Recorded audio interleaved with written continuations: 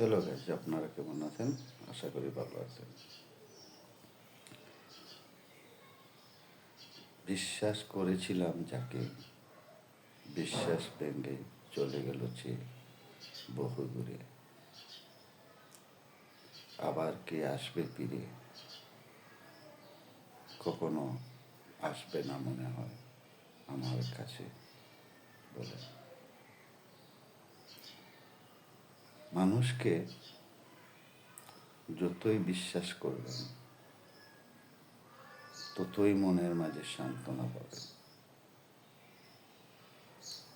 একবার যদি বিশ্বাস ভেঙে দেয়, এই বিশ্বাসটা কিন্তু আবার কখনো জোড়া লয় না। বিশ্বাসের মাঝেই মানুষ বেঁচে থাকে।